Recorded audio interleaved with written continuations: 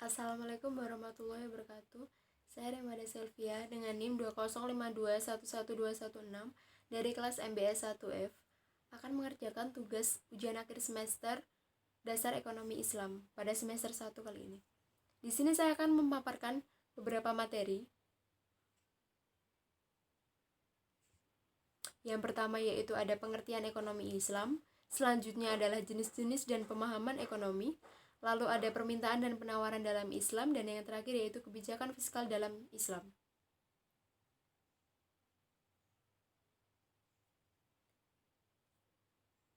Yang pertama yaitu pengertian ekonomi Islam.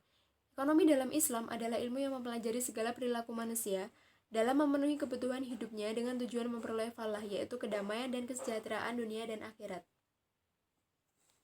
Ilmu ekonomi dalam Islam adalah pengetahuan dan aplikasi ajaran-ajaran dan aturan-aturan syariah yang mencegah ketidakadilan dalam pencairan dan pengeluaran sumber daya guna memberikan kepuasan bagi manusia dan memungkinkan mereka melaksanakan kewajiban-kewajiban mereka terhadap Allah dan masyarakat.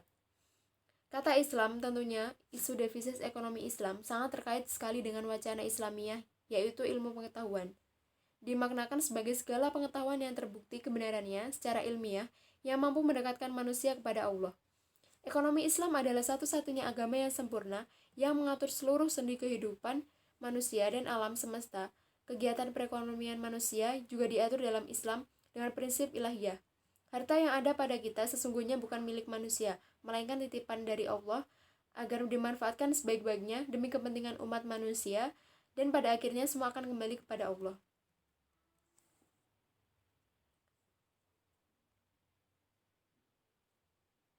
Selanjutnya yaitu jenis-jenis dan perbedaan pemahaman ekonomi. Ekonomi Islam adalah suatu ekonomi berdasarkan pada ketuhanan. Ada perbedaan pokok di dalam paradigma antara ekonomi Islam dan ekonomi konvensional. Ekonomi yang konvensional memandang ilmu pengetahuan sebagai sesuatu yang sekuler, sementara ekonomi Islam dibangun berdasarkan prinsip religius.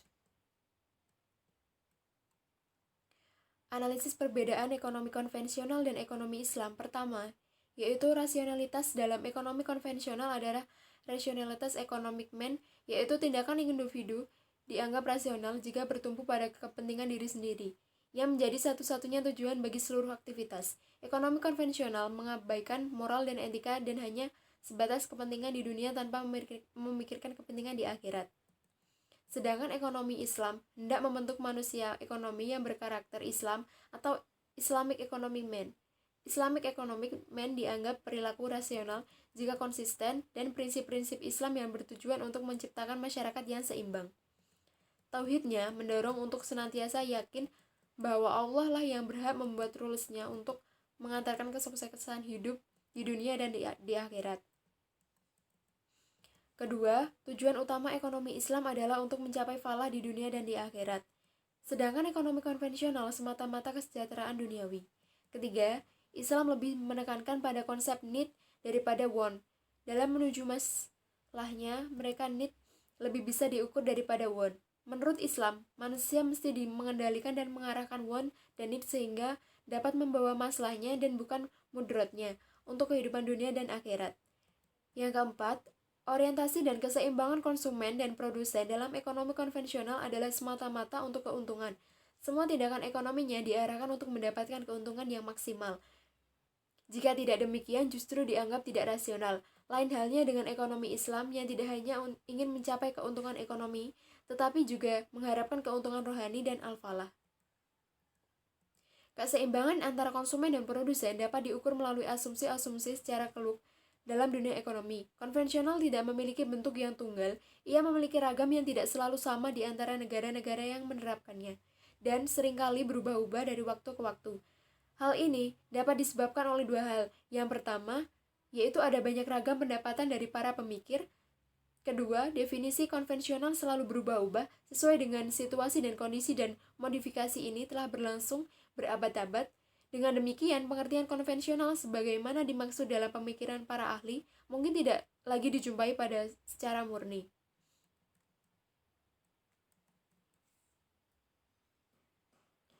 Jenis-jenis sistem ekonomi. Yang pertama yaitu sistem ekonomi tradisional.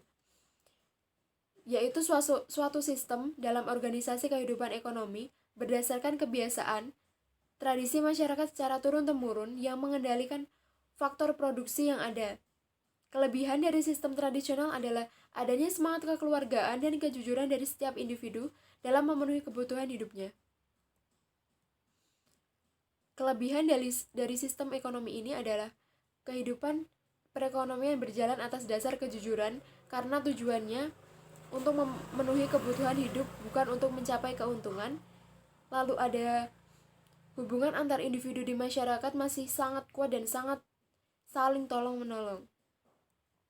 Untuk kekurangan dari sistem ekonomi ini, yaitu tidak semua kebutuhan manusia dapat terpenuhi dengan baik karena mengandalkan hasil alam, dan belum ada nilai standar dalam transaksi tukar-menukar suatu barang. Yang kedua yaitu sistem ekonomi terpusat. Sistem ekonomi terpusat adalah sistem di mana pemerintah memiliki kekuasaan yang dominan pada pengaturan kegiatan ekonomi. Penguasaan dilakukan melalui pembatasan-pembatasan terhadap kegiatan ekonomi yang dikerjakan oleh anggota masyarakat. Negara yang menganut sistem terpusat antara lain Rusia, Republik Rakyat Cina, dan negara-negara Eropa Timur, yaitu bekas negara Uni Soviet. Kelebihan dari sistem ekonomi ini yaitu dapat mengurangi pengangguran karena pemerintah memegang kendali penuh terhadap semua faktor produksi. Lalu selanjutnya tanggung jawab perekonomian pada pemerintahan sehingga pemerintah akan terus berinovasi agar ekonomi negara tetap stabil, dan jaminan kepada masyarakat bahwa produk dan jasa yang dihasilkan sesuai dengan kebutuhan masyarakat. Untuk kekurangannya sendiri yaitu mobilitas yang secara cepat membuat sistem ini dapat menyebabkan kekurangan kebutuhan masyarakat karena produksi yang dihasilkan tidak selalu didasarkan atas permintaan masyarakat, dan penjatahan sering menjadi kebutuhan yang solusi. Yang ketiga, yaitu ada sistem ekonomi liberal. Sistem ekonomi berdasarkan kebebasan seluas-luasnya bagi seluruh masyarakat dalam kegiatan perekonomian tanpa adanya campur tangan dari pemerintah. Landasan dari sistem perekonomian ini bertujuan secara umum untuk mencari keuntungan pribadi tanpa adanya pihak lain yang perlu dipertimbangkan. Untuk kelebihannya yaitu tindakan ini selalu berdasar pada prinsip ekonomi sehingga efisiensi dan efektivitas tinggi. Lalu ada kebebasan dalam memproduksi produk dan jasa menyebabkan persaingan antara produsen atau perusahaan untuk menghasilkan barang yang bermutu. Untuk kekurangannya, kebebasan pasar yang menyebabkan persaingan untuk merebut pasar.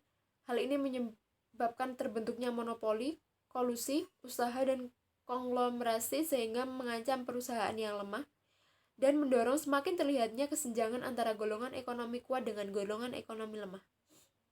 Untuk selanjutnya yaitu ada sistem ekonomi campuran.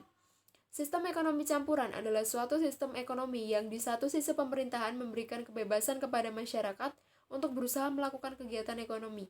Akan tetapi di sisi lain pemerintah memiliki campur tangan dalam perekonomian dengan tujuan menghindari penguasaan secara penuh dari segolongan masyarakat pada sumber daya ekonomi.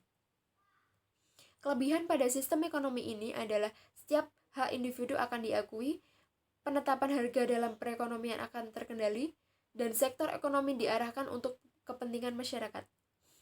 Untuk kekurangannya, beban pemerintah akan lebih erat dibanding dengan sektor swasta. Pihak swasta kurang memaksimalkan keuntungan yang seharusnya didapatkan. Yang terakhir yaitu ada sistem perekonomian Indonesia. Setelah melihat jenis-jenis perekonomian dunia tersebut, tentunya kita tahu apa sistem perekonomian yang ada di Indonesia. Sistem Pancasila dipilih untuk diterapkan di negara kita karena di dalamnya terdapat makna demokrasi. Barang-barang yang dianggap sangat penting bagi eksistensi negara dan dibutuhkan banyak orang tidak boleh diserahkan pada pihak swasta. Negara dapat membuat kebijakan, mengurus, mengatur, mengelola, dan mengawasi produk strategis tersebut. Jika kekayaan tersebut dibiarkan begitu saja jatuh pada pihak yang salah, maka kemakmuran masyarakat dalam memanfaatkan kekayaan tersebut sulit terwujud. Ekonomi Indonesia kini banyak ditopang oleh industri dan perdagangan dengan fokus mayoritas di sektor ekspor. Mungkin itu sebabnya pula sekarang Indonesia didorong untuk memasuki industri 4.0 dan banyak wirausaha yang bermunculan. Kelebihan pada sistem ekonomi ini adalah Perekonomian nasional diutamakan untuk kemakmuran rakyat, lalu hak milik individu diakui oleh negara selama pemanfaatnya tidak bertentangan dengan kepentingan umum. Untuk kekurangannya yaitu ada perekonomian cenderung berjalan kurang efisien karena sistem ini mengutamakan proses demokrasi yang membutuhkan waktu. Lalu, ada proses pengambilan keputusan ekonomi berlangsung lambat karena harus diserasikan dengan kepentingan bersama.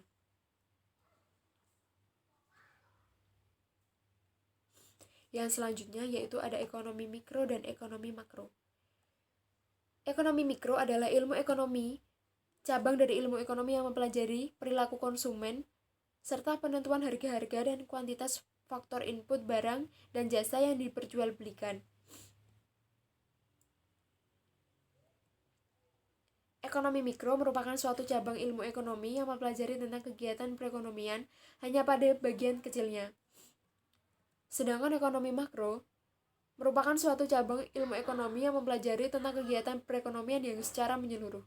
Ilmu ekonomi makro mempelajari variabel-variabel secara agrarian ekonomi. Variabel-variabel tersebut antara lain pendapatan pendidikan nasional, kesempatan kerja dan atau pengangguran, jumlah korporindo, distribusi dan laju inflasi, pertumbuhan ekonomi maupun tanggal tersebut pembayaran internasional. Untuk selanjutnya yaitu kita masuk pada materi permintaan dan penawaran dalam Islam.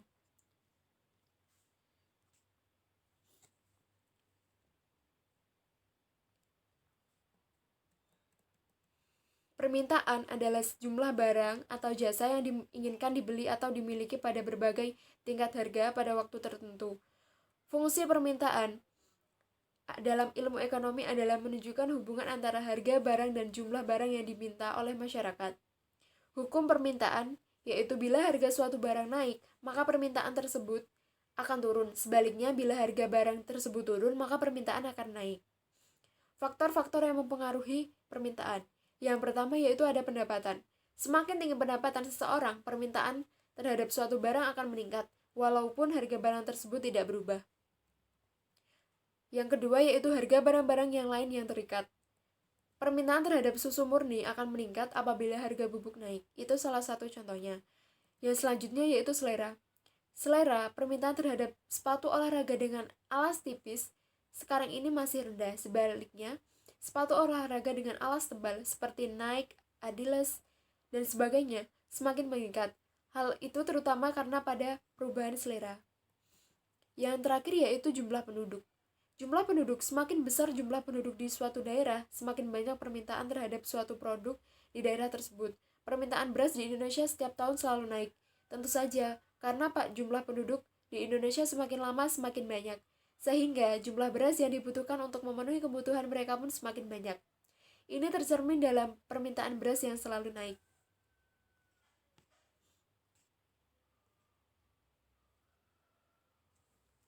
Yang selanjutnya yaitu penawaran dalam Islam. Penawaran adalah banyaknya barang yang ditawarkan oleh penjual pada suatu pasar tertentu, pada periode tertentu, dan pada tingkat harga tertentu. Hukum penawaran yaitu perbandingan lurus antara harga terhadap jumlah barang yang ditentukan, yaitu apabila harga naik, maka penawaran akan meningkat. Sebaliknya, apabila harga turun, penawaran akan turun. Faktor-faktor yang mempengaruhi penawaran. Yang pertama yaitu harga barang. Apabila harga barang yang ditawarkan mengalami kenaikan, jumlah barang yang ditawarkan juga akan meningkat. Sebaliknya, jika harga barang yang ditawarkan turun, jumlah barang yang ditawarkan penjual juga akan turun. Yang selanjutnya yaitu ada harga barang pengganti. Yang dimaksud adalah apabila harga barang pengganti meningkat, penjual akan meningkatkan jumlah barang yang ditawarkan.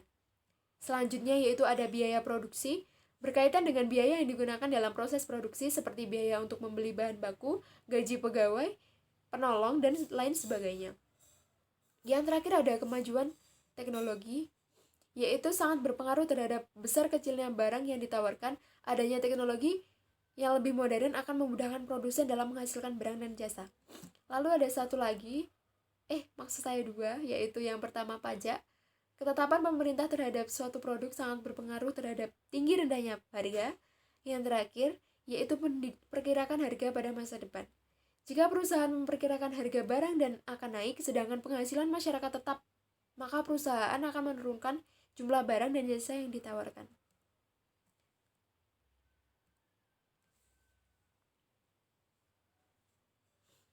Perbedaan konsep ekonomi Islam dengan konvensional terhadap penawaran. Dijelaskan bahwa penawaran berkorelasi positif terhadap harga. Ini berarti bahwa semakin tinggi suatu harga produk, semakin memberikan insentif kepada produsen untuk meningkatkan produksinya dan kemudian menawarkan kepada konsumen yang membutuhkan. Sebaliknya, semakin rendah suatu harga produk, semakin berkurang insentif bagi produsen untuk memproduksi dan menawarkannya. Hal ini disebabkan karena makin rendah suatu harga, makin kecil suatu keuntungan atau malah timbul kerugian.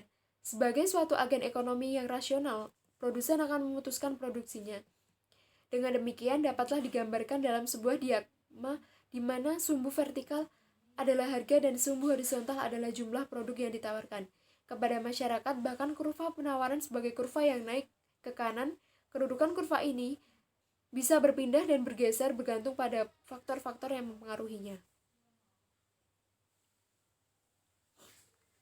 Penawaran dalam ekonomi Islam. Secara umum, tidak banyak perbedaan antara teori permintaan konvensional dengan ekonomi Islam. Sejauh ini dikaitkan dengan variabel atau faktor yang turut berpengaruh terhadap posisi penawaran. Bahkan bentuk kurva secara umum pada hakikatnya sama. Satu aspek penting yang memberikan suatu perbedaan dalam perspektif ini kemungkinan besar berasal dari landasan filosofi dan moralitas yang didasarkan pada premis nilai-nilai Islam. Yang pertama adalah bahwa Islam memandang manusia secara umum, apakah sebagai konsumen atau produsen, sebagai suatu objek yang terkait dengan nilai-nilai.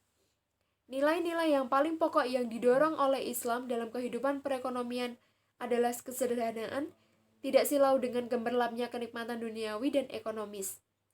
Inilah nilai-nilai yang seharusnya menjadi gaya hidup Islamic man.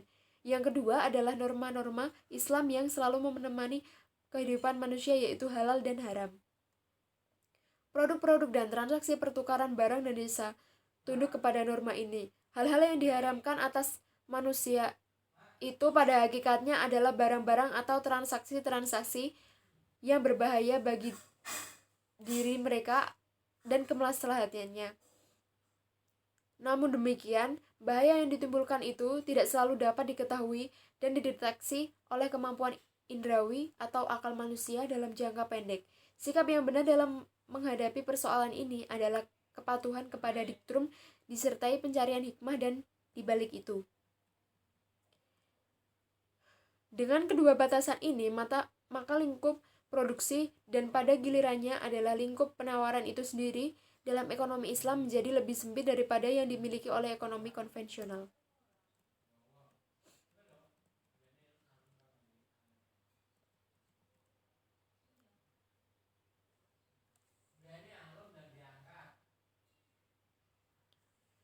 Perbedaan permintaan konvensional dan permintaan Islam, yaitu perbedaan utama antara kedua teori tersebut tentunya adalah mengenai sumber hukum dan adanya batasan syariah dalam teori permintaan Islam. Permintaan Islam berpartisipasi pada entitas utamanya, yaitu Islam sebagai pedoman hidup yang langsung. Dibimbing oleh Allah Subhanahu wa Ta'ala, permintaan Islam secara jelas mengakui bahwa sumber ilmu tidak hanya berasal dari pengalaman berupa data-data yang kemudian mengkristal menjadi teori-teori, tapi juga berasal dari firman-firman Tuhan yang menggambarkan bahwa ekonomi Islam didominasi oleh variabel keyakinan religi dalam mekanisme sistemnya. Yang kedua ada teori ekonomi yang dikembangkan Barat membatasi analisis dalam jangka pendek, yakni hanya sejauh bagaimana manusia memenuhi keinginannya saja. Tidak ada analisis yang memasukkan nilai-nilai moral dan sosial. Analisis hanya dibatasi pada variabel-variabel pasar semata seperti harga, pendapatan, dan sebagainya. Variabel-variabel lainnya tidak dimasukkan seperti variabel nilai moral seperti kesederhanaan, keadilan, sikap mendahulukan orang lain. Dalam ekonomi konvensional, filosofi dasarnya terfokus pada tujuan, keuntungan, dan materialisme. Hal ini wajar saja karena sumber inspirasi ekonomi konvensional adalah akal manusia yang tergambar pada keyakinan kreativitas dalam olah informasi dan imajinasi aktif manusia. Padahal, akal manusia merupakan ciptaan Tuhan dan memiliki keterbatasan bila dibandingkan dengan kemampuan. Yang ketiga yaitu ada konsep permintaan. Dalam Islam menilai suatu komoditi tidak semuanya bisa untuk dikonsumsi maupun digunakan. Dibedakan antara yang halal maupun haram. Oleh karenanya, dalam teori permintaan Islam membahas permintaan barang halal, barang haram, dan hubungan antar keduanya. Sedangkan dalam permintaan konvensional, semua komoditi dinilai sama, bisa dikonsumsi atau digunakan. Yang keempat yaitu dalam motif permintaan Islam menekankan pada tingkat kebutuhan konsumen terhadap barang tersebut, sedangkan motif permintaan konvensional lebih didominasi oleh nilai-nilai kepuasan. Konvensional memiliki bahwa egoisme merupakan nilai yang konsisten dalam mempengaruhi seluruh aktivitas manusia. Yang selanjutnya yaitu permintaan Islam bertujuan mendapatkan kesejahteraan atau kemenangan akhirat. Sebagai turunan dari keyakinan bahwa ada kehidupan yang abadi setelah kematian yaitu kehidupan akhirat, sehingga anggaran yang ada harus disisihkan sebagai bekal untuk kehidupan akhirat. Yang selanjutnya yaitu materi kebijakan fiskal. Kebijakan fiskal adalah suatu kebijakan di ekonomi yang dilakukan oleh pemerintah dalam pengelolaan keuangan negara untuk mengarahkan kondisi perekonomian menjadi lebih baik yang terbatas pada sumber-sumber penerimaan dan alokasi pengeluaran negara yang tercantum dalam APBD. Maksud saya APBN. Kebijakan fiskal dapat dibedakan menjadi dua golongan. Yang pertama yaitu penstabil otomatik, yaitu bentuk-bentuk sistem fiskal yang sedang berlaku dan secara otomatis cenderung untuk menimbulkan kestabilan dalam kegiatan ekonomi. Yang selanjutnya yaitu kebijakan fiskal diskresioner, yaitu langkah-langkah dalam bidang pengeluaran pemerintahan dan perpajakan yang secara khusus membuat perubahan ke atas sistem yang ada, yang bertujuan untuk mengatasi masalah-masalah ekonomi yang dihadapi.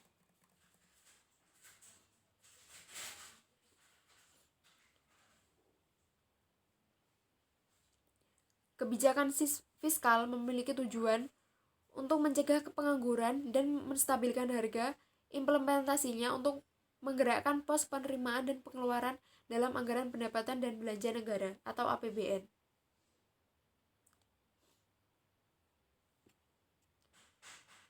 Kebijakan fiskal dalam Islam bertujuan untuk menciptakan masyarakat yang didasarkan pada keseimbangan distribusi kekayaan dengan mendapatkan nilai-nilai material dan spiritual secara seimbang. Dijalankan fiskal lebih banyak peranannya dalam ekonomi Islam dibanding dengan ekonomi konvensional.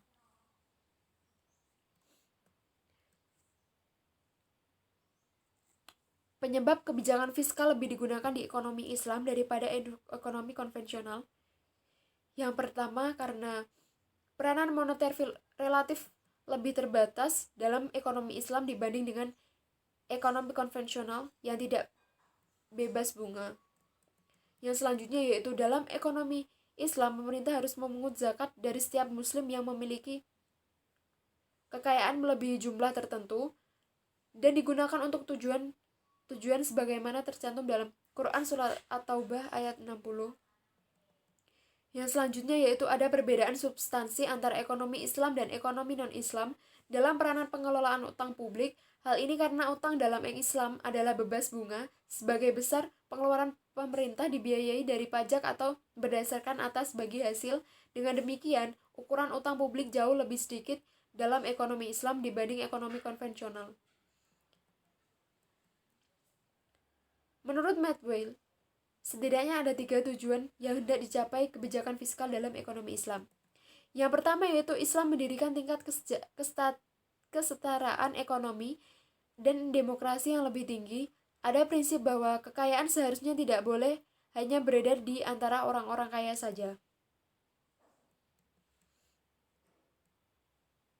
Prinsip ini menegaskan bahwa setiap anggota masyarakat seharusnya dapat memperoleh akses yang sama terhadap kekayaan melalui kerja keras dan usaha yang jujur. Yang selanjutnya yaitu Islam melarang pembayaran bunga dalam berbagai bentuk pinjaman. Hal ini berarti bahwa ekonomi Islam tidak dapat memanipulasi tingkat suku bunga untuk mencapai keseimbangan dalam pasar uang, yaitu antara penawaran dan permintaan terhadap uang. Dengan demikian, pemerintah harus menemukan alat alternatif untuk mencapai keseimbangan tersebut. Yang terakhir yaitu ekonomi Islam mempunyai komitmen untuk membantu ekonomi masyarakat yang kurang berkembang dan untuk menyebarkan pesan dan ajaran Islam seluas mungkin. Oleh karena itu, sebagian dari pengeluaran pemerintah seharusnya digunakan untuk berbagai aktivitas yang mempromosikan Islam dan meningkatkan kesejahteraan Muslim di negara-negara yang kurang berkembang.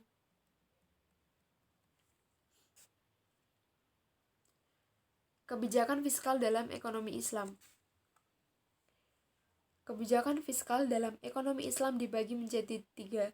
Yang pertama yaitu kebijakan pemasukan dari kaum Muslim, seperti zakat, wakaf, amwal fadlah, nawaib, kumus, kafarat. Lalu selanjutnya kebijakan pemasukan dari kaum non-Islam, ada jizyah, lalu kharaj, lalu ada dan yang terakhir adalah kebijakan pengeluaran. Kebijakan pengeluaran pendapatan negara didistribusikan langsung kepada orang-orang yang berhak menerimanya.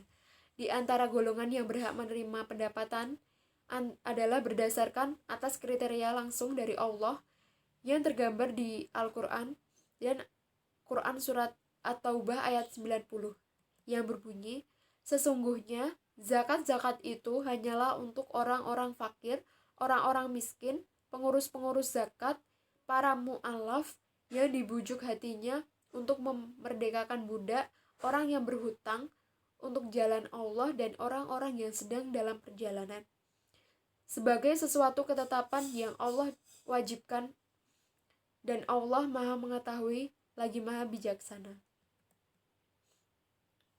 Orang-orang yang berhak menerima harta zakat ini terkenal dengan sebutan 8 asnaf. 8 asnaf ini langsung mendapatkan rekomendasi dari Allah sehingga tidak ada yang bisa membantahnya. Ini artinya kriteria dalam Al-Quran terhadap orang-orang yang berhak mendapatkan atas kekayaan negara lebih rinci dibandingkan dengan kriteria yang ditetapkan oleh pemerintah kita yang secara umum diinkludkan kepada orang-orang miskin saja. Sekian dari saya. Mohon maaf apabila ada salah kata ataupun ucapan. Wassalamualaikum warahmatullahi wabarakatuh. Terima kasih.